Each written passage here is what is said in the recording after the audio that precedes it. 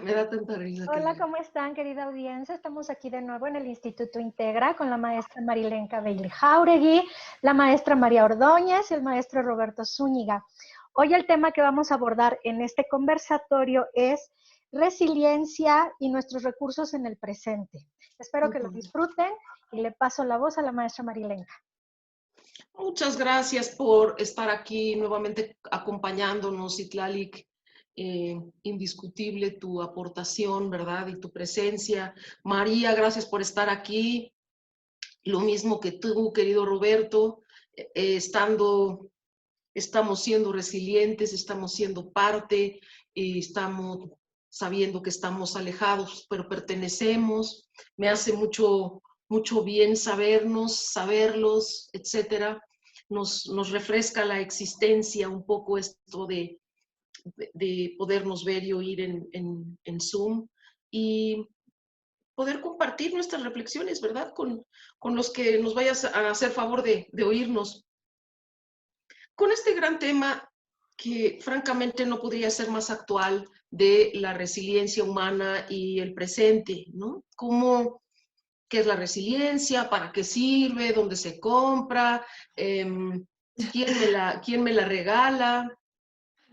Este, ¿Qué tiene que ver con el trabajo psicocorporal? ¿Qué tiene que ver con la espiritualidad? Y pues bueno, desde ese punto de vista, eh, parece que o somos resilientes y flexibles ante esta situación colectiva compartida y modificamos hábitos, valores, conductas, o no vamos a o no la vamos a librar, ¿no? O sea, para sobrevivir nos vamos a tener que aplicar a reevaluar nuestro pasado de una manera seria, pero no nada más mental, sino conductualmente. Tenemos que corregir en la práctica cosas. Y no sé si quieras comenzar, María, que bienvenida, ¿qué es esto de resiliencia y en nuestro presente?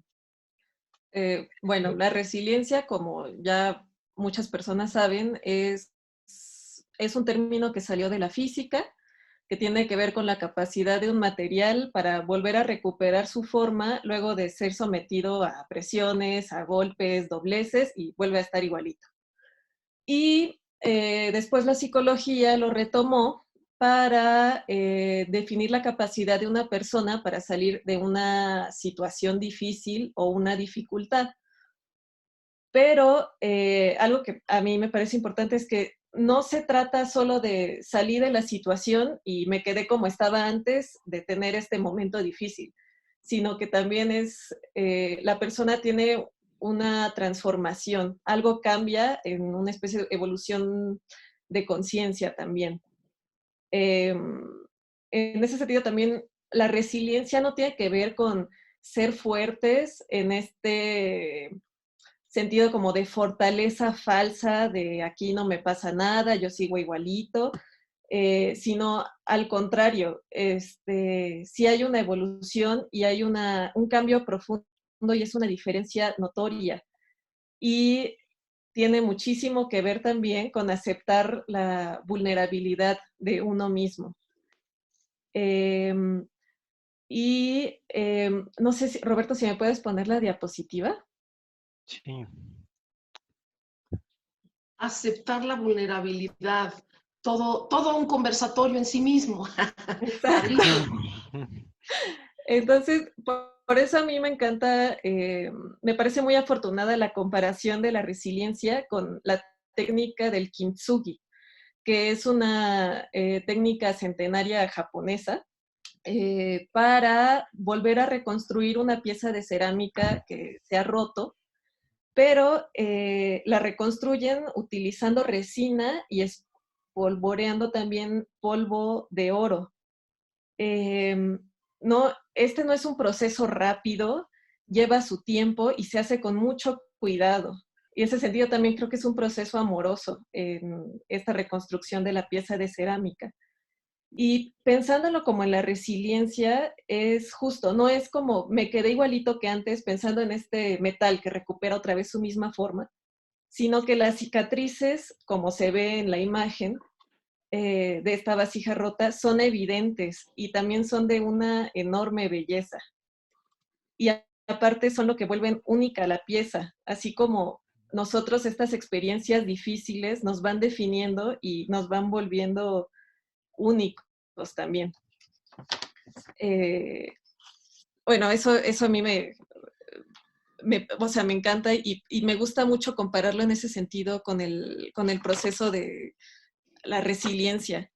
Entonces, por eso es importante aceptar nuestra vulnerabilidad para llegar a esto. Es decir, admitir que sí me pasó esto, sí me dolió muchísimo, pero aquí estoy gracias a estas herramientas que podemos desarrollar para poder superar esa situación difícil.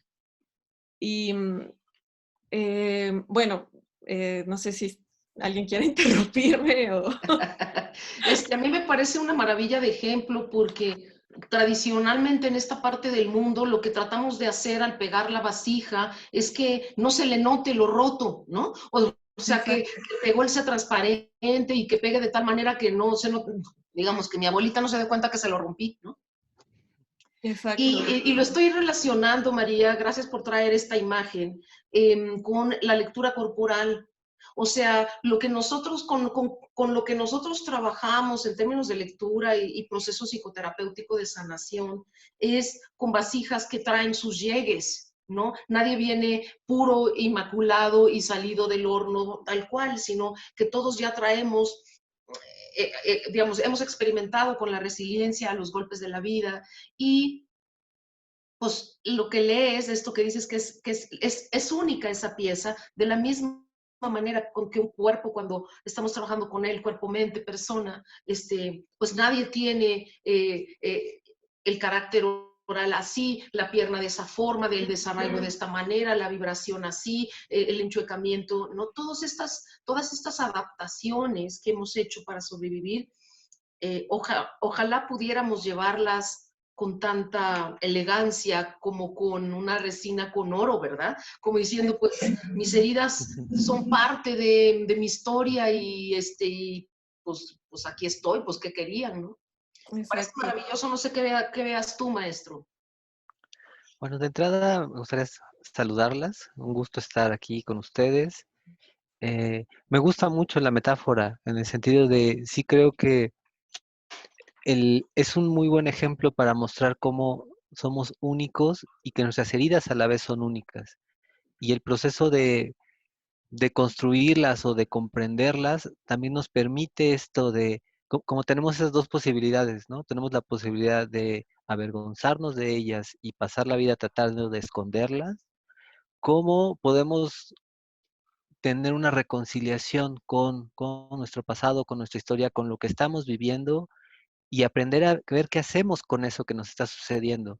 Porque en el fondo mucho de la capacidad para poder retomar nuestra forma original, como decían, o incluso una mejor forma, tiene que ver con asimilar la experiencia, con cerrar el ciclo de la acción o de la experiencia que estaba atorada, y solo en esa medida podemos realmente seguir adelante, ¿no? O seguir caminando. Entonces, una de las características de la famosa resiliencia tiene que ver con, me permite recuperarme, como decía María, como el metal, pero no nada más recuperarme como estaba antes, sino transformada. O sea, fui tocada por la experiencia y fui manoseada por esa realidad en lo profundo y entonces, pues obviamente no soy la misma que antes de la crisis o que antes del asalto o que antes del divorcio o que antes de la pérdida, etcétera, ¿no? No soy la misma ojalá, como estos memes que dicen, pues que claro que no queremos regresar a la normalidad anterior, ¿verdad? Pues no, si ahí estaba la cocción de todas nuestras broncas. Tenemos la oportunidad de salir. ¿Qué otras características tendrá la resiliencia que necesitamos desarrollar en el presente, maestro? Yo preparé un slidecito que me parece que nos ayuda a ejemplificar un poco cómo es el proceso.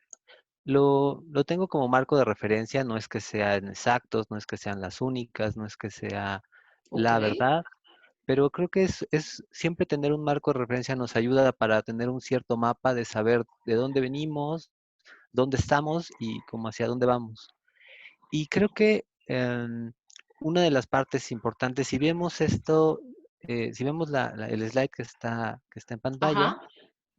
hay como tres zonas, por decirlo de alguna forma, ¿no? La primera parte que está más relacionada con las sensaciones, emociones y experiencia que tiene que ver cuando vivimos un momento que es doloroso o desagradable y que siempre hay que tener una cierta perspectiva o hay que incluir esta capacidad de poderse eh, poner el foco y poder explorar lo que realmente me está doliendo y lo que está pasando y al mismo tiempo poder separarse un poco para tener un poco de perspectiva. ¿Lo estás leyendo por columnas, digamos, como si fueran por Ajá, columnas? O sea, como si fueran por expectativa, columnas. decepción, resentimiento, fracaso sería como eso primero de lo que estás hablando.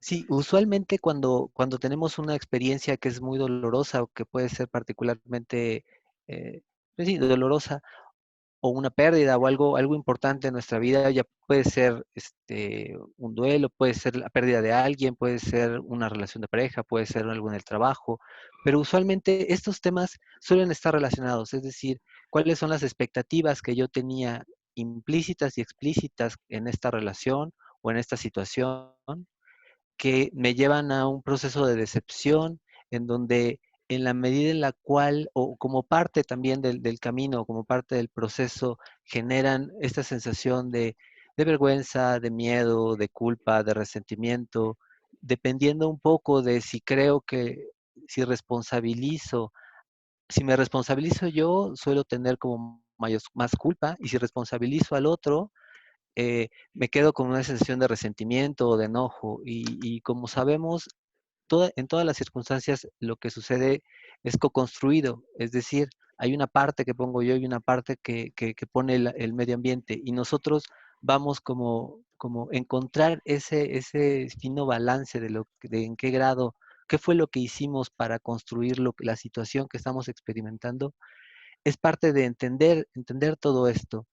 Y yo creo, si lo vemos como en columnas, como bien decías, Marilenka, un poco creo que en la medida en la cual nos quedamos estancados o no viendo o negando la primera parte, la primera sección, es muy difícil que podamos llegar a las demás etapas, a las siguientes secciones, por decirlo de alguna manera. Ujú.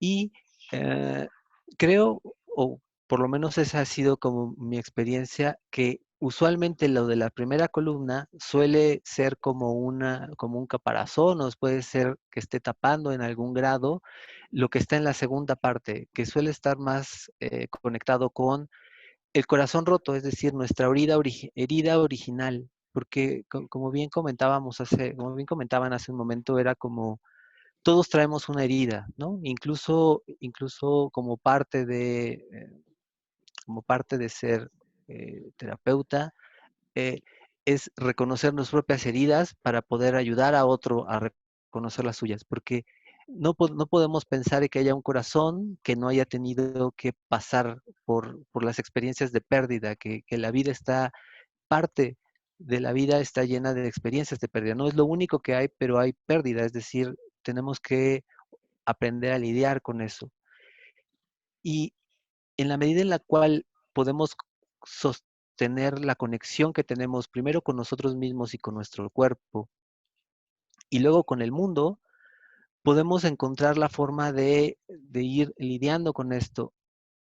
En los estudios que se han hecho de resiliencia, sobre todo con los niños, porque empezó a dar como curiosidad saber por qué en algunas ocasiones había niños que podían ser como seguir adelante a pesar de las circunstancias adversas que habían vivido y digamos que en términos generales la mayoría solía tener como una influencia o muy determinante a partir de la situación o del medio en el que estaba. Pero había unos casos especiales en donde a pesar de la situación y a pesar del entorno, el niño podía salir adelante y empezaron a investigar como cuáles eran los factores que eran como los más importantes, por decirlo de alguna manera. Y descubrieron que uno de los que más pesaba era que si el niño tenía la capacidad de mantener un vínculo en el cual pudiera reconocer, sentir sus emociones, a pesar de que no pudiera cambiar su entorno, eso demostraba o ayudaba mucho a poder a desarrollar su capacidad de resiliencia. Claro, claro, claro. Entonces, ajá, adelante, adelante. No, no, nada más te estoy diciendo, claro, Ah, si ok. tienes o no tienes ese vínculo, marca toda la diferencia. Claro, Y como tener la conexión de poder saber qué es lo que me está pasando y poderlo acomodar en alguna medida, no puedes, no es que puedas cambiar toda tu realidad, pero por lo menos tener la capacidad de conectar con lo que estoy sintiendo que y ya es poderlo cambiar la acomodar, realidad, claro. ajá, y ya es una forma de vivirlo desde otro lado. Y parte de lo que me gusta mucho de la terapia corporal es que nos da herramientas para poder explorar todas estas posibilidades, ¿no? Porque, por ejemplo, en mi caso, cuando vivo una experiencia particularmente dolorosa, tiendo mucho a racionalizarlo. Y creo que es algo que comúnmente hacemos, es decir, como parte de el proceso tratamos de encontrar una respuesta o de encontrar cuál fue la razón o cuál fue la causa, como tratando de evitar el dolor, ¿no? Tratando de evitar que me vuelva a pasar, tratando de evitar como encontrando una forma de tratar de cambiarlo. Y en la medida en la cual eso creo que tiene un cierto valor, pero si lo estamos usando como forma de huir de lo que realmente de lo que nos está sucediendo en el cuerpo, no podremos acceder a la parte del medio que tiene una parte, o sea, donde realmente está el corazón roto, porque al final la vida con las pérdidas nos Nos llega a rompe el tocar, corazón. nos rompe el corazón, exacto, Y el ¿no? chiste de mi corazón es que aún estando roto puede ser resiliente, aprender a perdonar, a empatizar y toda esta otra parte que pudiera mi terapeuta o la gente que me quiere facilitar para que yo logre. Qué increíble que podamos, son como niveles de conciencia, ¿no? Porque si nos quedamos en el primer nivel de que hablabas en tu primera columna, pues hay personas que se pueden quedar ahí toda la vida, ¿no? Ujú. Digamos, como estacionado en esa rigidez de, sobre todo a nivel de resentimiento, por ejemplo, ¿no?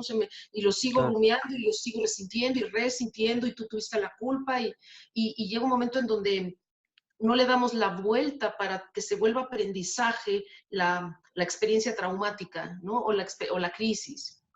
Y, A mí, ¿sí, María? en ese sentido, me parece como importante eh, cambiar la pregunta, o sea, en vez de estarse preguntando por qué me pasó esto, que puede llevar Sí. justo a la victimización Y a la o racionalización de la que hablamos, exacto, ¿cierto? y a la reacción, Ajá. en vez, y cambiarlo hacia el para qué, o sea, ¿para qué me pasó esto? Y creo Y que, entonces nos lleva a preguntarnos, ¿y para qué nos está pasando esta pandemia? ¿No? Y exacto. claro, hay múltiples respuestas y obviamente te necesitaríamos muchos conversatorios, pero digamos, a mí en lo personal, ¿para qué? ¿Para qué tengo que estar encerrada en mi casa? ¿Para qué tengo que estar aprendiendo tecnología? ¿Para qué tengo que estar aprendiendo a dar terapia en Zoom? ¿Para qué tengo que estar aprendiendo a mirar por la ventana, ¿no? O sea, una hora entera o cosas de ese tipo. O releer libros que jamás pensé releer. ¿Qué sé yo? ¿Para qué? ¿Para qué? Las Ujú. respuestas son colectivas y son individuales. ¿Qué, yo estaba pensando en la madrugada de este tema de la resiliencia, del que pues los humanistas hablamos mucho de esto, trabajamos mucho con esto.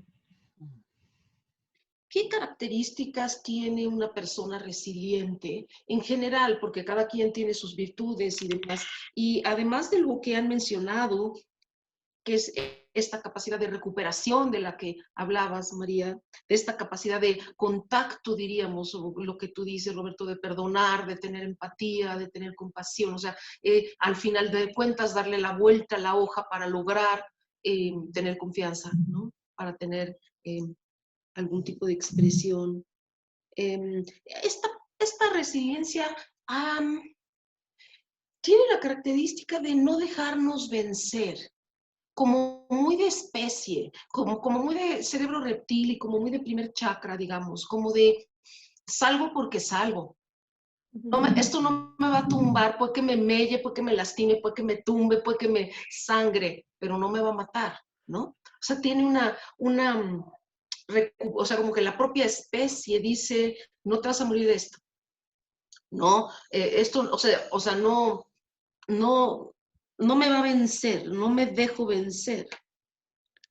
Una parte donde hay una parte donde incluso las propias, saber, tener la conciencia de que me he recuperado de experiencias dolorosas, me da la confianza para enfrentar otras, porque sé que si esto no, si lo que pasé que ha sido muy doloroso no me venció, puedo con lo que sigue, puedo con lo que estoy viviendo, porque Exacto, tenemos la memoria claro, claro. Claro, de haber salido adelante. de Por haber eso salido. podríamos desde ese comentario tuyo, Maestro, recomendar que las personas hagan una lista de, échate las 2 o 3 broncas más grandes que has tenido en tu vida históricamente, en cualquier cronología que quieras escribirlas, y pon qué recursos usaste. Pedí ayuda, vendí tortas, le hablé a mi tía, o sea, ¿qué recursos te inventaste para salir de ese hoyo entonces, no? Para reconectar con esta capacidad de manejar el estrés sería, ¿no? Una capacidad que hay que tener, es como el manejo del estrés, que tanto se trabaja y se enseña en empresas, ¿no? El manejo del estrés para los trabajadores, para los gerentes, etcétera. Es como, ¿cómo le puedo ir graduando a la ollita express para que no me bote la cabeza a las 11 de la mañana cuando todavía me falta, ¿no? Toda la semana o todo el día de, pues, lidiar con presiones, lidiar con retos, manejar el estrés. Una cosa que me parece también importante a nivel de trabajar con mucha gente depresiva es el, el manejo de la tristeza, la capacidad de superar la tristeza. Superar, quiero decir, sentirla a fondo y dejarla ir. Y no quedártela como en el apego budista, así de mi tristeza, voy a llorar diario el resto de mi vida por esto, ¿no? Como un fetiche a veces para ciertas personas que les gusta la sufridera un poquito demasiado. Entonces es poder Y viendo, sentir a fondo y decir, ya estoy menos triste. O sea, sí me sigue doliendo, pero ya puedo circular de otra manera. Perdón. no, lo que iba a decir es justo, ese es como el segundo paso o sea, el primero es como decías, podías quedarte pegado en alguno de los Ujú, mecanismos favoritos como de defensa, digamos. En la ujú. segunda parte es contactar el dolor, pero incluso en la segunda parte también te puedes quedar pegado ahí, es decir, Sí, hay ese riesgo de decir, bueno, sí es ahí, pero me puedo quedar ahí toda la vida, ¿no? O sea, puedo tener una ganancia secundaria que me permita que ese lugar sea un lugar cómodo, a pesar de ser doloroso, ¿no? La posibilidad de ir a la siguiente sección o como a la tercera columna, implica el encontrar la manera de expresar esto de una manera distinta, de una manera creativa, de poderlo poner en música, o poderlo poner en arte, o poderlo poner en baile, o poderlo poner en voz, y claro. empezar a experimentar las opciones de la tercera columna. Déjenme lo pongo de nuevo. Ajá. Que ya tiene que ver con llegar a lo que venías hablando, es decir, llegar otra vez al perdón, llegar a la compasión, llegar a la empatía, que lo difícil o lo que debemos cuidar, creo yo, es que no tratar de llegar de arranque a este lugar porque es un No. poco superficial, ¿no? Ajá. Entonces, creo que, pero una vez que hemos pasado el proceso, sí vale la pena, ya que estamos en la segunda, sí hay que dar el paso, como dices, porque te corremos el riesgo de quedarnos estancados en la segunda parte. En lo que se llama el placer negativo. Y Ujú. por eso siempre hay que desconfiar de estos cursos de un taller de 8 horas para que perdones totalmente, ¿no? Claro. O cosas de ese tipo express que dices, qué superficial, como dices, maestro. O sea, de veras se ve que no han trabajado, que no han perdonado o que no han visto lo difícil que a veces puede ser, ¿no? O sea, o lo tardado que puede ser, digamos. Porque si voy a pasar por ahí, quiero pasar solamente una vez también, porque no estar en la pasadera del dolor, del dolor, del dolor, sino de una vez que ya pueda yo salir del otro lado. Entonces, Sí, y también lo pienso incluso como labor de terapeuta. Si no haces que tu paciente pase por todas esas etapas y exacto. luego te vas hasta el final, o sea, yo entendería muy bien que una persona me recuerde a mi mamá cuando le digo, ¿y tú para qué crees? No es una persona que acaba de perder a su hijo, que se murió tu hija. O sea, por supuesto, no puedes saltarte todas las demás etapas e ir a un punto así que termina siendo justamente lo contrario de lo que queremos que sea, que termina siendo súper superficial. Y es cero empático y cero Exacto. respetuoso, porque el duelo merece su respeto y su ritmo, ¿no? Claro, entonces hay terapeutas que les sigue gustando mucho los finales felices de Hollywood y entonces vivieron felices quiero llegar luego al beso final antes de que se cierre el telón y dices, híjole, pero pues atravesamos todo el peliculón, o sea, tenemos que echarnos toda la serie, digamos, ahora sí que. Claro, Entonces, claro. Y esa es la activar esas posibilidad de, habilidades en el paciente, como dices María, de reflexionar y decir, lo estoy haciendo en mi ritmo. Lo estoy haciendo en mi tiempo. Sí estoy en proceso, pero no es carrera. No son carreritas de coches, no son carreritas ¿no? O sea, es el irle reflejando, estamos avanzando y vamos bien, porque estamos viviendo un gran duelo todos, estamos siendo retraumatizados todos en esta pandemia. O sea, si hay un duelo a lo que fue, ya no va a ser ni lo bonito ni lo feo, va a ser otra cosa lo que estamos co-construyendo. Desde luego no sabemos todavía cómo va a ser. Pero hay un duelo de la libertad que yo tenía de agarrar mi bici y irme a donde sea a la hora que yo quisiera, o la libertad que tenía yo de dar terapia los jueves, sí, o sea, como hay un duelo, Uh-huh. hay un duelo que hay cosas que qué bueno que se van, ¿no? claro. Y hay otras que sí es más difícil dejar ir, ¿no? Entonces, la pregunta es, yo en lo personal, cómo estoy facilitándome a mí misma el proceso del duelo y el atravesar estas grandes aguas, como dice Lichín, para llegar a la etapa pospandémica cuando eso suceda, con resiliencia, con integridad, con un cierto nivel de alegría. ¿Qué habilidades habré yo activado o necesito activar? En mi caso, pues la tecnología, ¿verdad? Estoy hablando con ustedes por Zoom, ni sabía que existía. O sea, es como son habilidades nuevas. O sea, que le piden a mi cerebro ser flexible, plástico y etcétera, y a mi carácter y a mi rutina y a mi casa y qué habilidades necesito con la gente que vivo. Es decir, pues necesito desarrollar más paciencia, por ejemplo. Uh-huh. Una cosa que es muy importante en la resiliencia, y he observado yo, es desarrollar más el sentido del humor.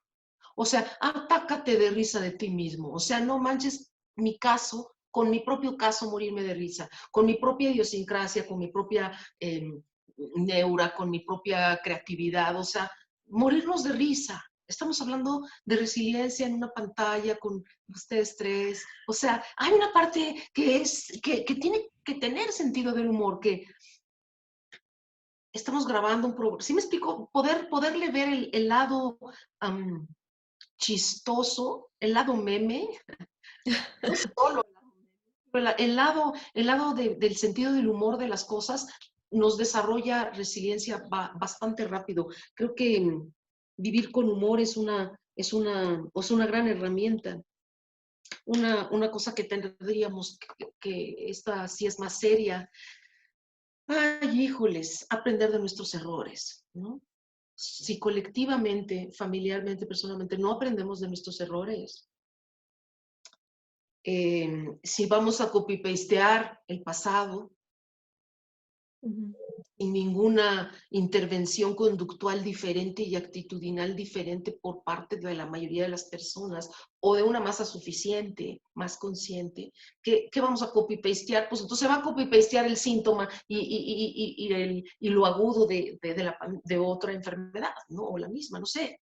Es como, a ver, ¿cuál es el aprendizaje hasta hoy? Porque digo, esto da para muchas reflexiones y muchos conversatorios. Hasta hoy, ¿qué he aprendido yo? A estar quieta, a estar callada, a estar encerrada, a la tecnología, a cuidar mucho más la salud, el espacio vital. ¿Qué más hemos aprendido? ¿O estamos aprendiendo? ¿O nos cuesta aprender, por ejemplo, a valorar que otras cosas? Que, que no cese el aprendizaje, sería mi petición a mi propia resiliencia, que no deje yo de estar aprendiendo cosas todos los días, aunque parezcan chiquitas o tontas, pero van acumulando y van transformando la totalidad de lo que somos, ¿no? Que cuando nos veamos nuevamente presencialmente, maestros, sí seamos los mismos, pero seamos mejores. Mejores en el sentido de con aprendizajes significativos, ¿no? No aprendizaje solamente racional, sino, como lo decimos en el humanismo, significativo es integral de emociones, cuerpo, mente, espíritu, etc. No sé qué quieres añadir, María. Pues justo pensando toda la cuestión del encierro que ahorita la mayoría de nosotros estamos, creo que justo es una súper oportunidad que, porque nos ha bajado un poco la velocidad del tren de la vida y Sí, nos obliga a estar con nosotros mismos. Y el estar solos o un poquito, bueno, digamos, un poco más aislados que de costumbre, permite justo que haya que podamos echarnos un clavado más profundo con nosotros mismos. O sea, ver cuáles son nuestras luces, ver cuáles son nuestras sombras y nos da la oportunidad de que salgan más a flote hacia la conciencia y poder trabajar con ellas. O sea, sería fantástico. Sería fantástico, se me antoja cañón. Yo tengo mucha alegría cuando los escucho y me doy cuenta de que también hay un nivel de conciencia en donde tenemos que entender que está llegando una nueva era por la cual hemos trabajado arduamente muchas personas, muchas culturas, históricamente en el tiempo, ¿no? Muchas vidas, diríamos. Entonces, y estamos coincidiendo, ¿no? Como la canción. Y entonces, llegó el momento. Llegó el momento de la colaboración, llegó el momento de la co-construcción de sociedades más que tomen más en cuenta al ser humano y al afecto y a los niños y a la educación y a la salud. Pero en serio, del verbo en serio, no del verbo voy a hacer como que hago una escuelita o voy a hacer como que compro vacunas, ¿sí? O sea, en serio, bonito, afectuoso, inteligente. Y qué buen momento, qué interesantes épocas me toca compartir con ustedes, porque es muy importante desde el humanismo entender que estamos siendo libres. No está escrito un libro grande en el universo escrito por Zeus que dice cómo va a ser nuestro futuro. Estamos escribiendo cada día en la cotidianidad cómo va a ser nuestro futuro pandémico. Estamos agregando resilientísimamente granitos y granitos a la colectividad de más conciencia, más sentido común y pues desde ahí el bien común, pues como un valor mucho más grande, ¿no? No el de unos cuantos, sino el común, incluyendo las diferencias, por supuesto, sin ningún fundamentalismo, ¿no? Entonces, son grandes momentos para desarrollar la resiliencia y para reflejársela a otros, ¿no? Para poder ver, mira, ya fuiste, ahí estás siendo resiliente. Ahí, eso que hiciste, ¿no? Usaste, como decías, tus experiencias pasadas y sumaste esto, más esto, más esto. sacaste pedacería del refri y agarraste, hiciste un guiso nuevo, ¿no? O sea, la nueva oferta de una realidad diferente. Y queda abierta esta pregunta, desde luego, para mí, de ¿para qué está pasando todo esto? Porque es muy amplio el nivel de respuestas que pueden haber, ¿no? Políticamente, económicamente, personalmente, energéticamente. Entonces, ¿qué quieres ir añadiendo, maestro? Como ya acercándonos me está marcando aquí hacia hacia nuestro cierre. Y pensaba un poco en esto que decías, que creo que como colectivo estamos haciendo una reflexión en este momento acerca de cómo nos relacionamos con nosotros, pero también con el entorno, pero también como sociedad, pero también como grupo. Y me gustaría pensar que sí estamos entendiendo algo para poder hacerlo desde un lugar diferente, como creo que en la medida en la cual la experiencia o la pérdida que estamos atravesando o las pérdidas que estamos atravesando nos permiten también sensibilizarnos, o sea, a la hora de contactar con la parte del corazón herido, también permite tocar como la posibilidad de lo que es importante para mí y para todos, ¿no? Y en la medida en la cual lo hagamos personalmente, lo podremos reconocer también grupal en el sentido de ver cómo estamos afectando en nuestro entorno, porque no podemos, o sea, no podemos ir solamente haciendo lo que más nos conviene, ¿no? Desde una perspectiva como muy rapaz o como económicamente hablando no sostenible, ¿no? Creo que sí tenemos que ver cómo estamos impactando nuestro entorno y cómo nos estamos impactando a nosotros mismos en el camino. Que Dios nos oiga y te oiga en tus palabras, maestro, que así sea. Que, maestra María, tu intervención final. Pensando un poco en que estos momentos difíciles, digamos, son los impactos que nos dan en nuestra vasija vida, que se puede subsanar de una manera tan hermosa. Hay una canción de Leonard Cohen que se llama Anthem, que tiene unos versos que son los más conocidos de esa canción, que a mí se me hacen súper bellos, que dice: olvida tu ofrenda perfecta, hay una grieta en todo, y así es como entra la luz. Claro, famosísimo Cohen con su poema. Sí. Olvídate de lo perfecto de tu ofrenda, hay una grieta en todo y por ahí entra la luz y sale la luz también, ¿no? Entra y Exacto. sale la luz y así es como en este cambio de luces podemos, en el camino, imperfectos como somos, resilientes como somos, entender que la resiliencia es nuestro derecho, nuestra obligación ahora y con nosotros mismos y con el medio ambiente, pero también es imagen y semejanza, ¿no?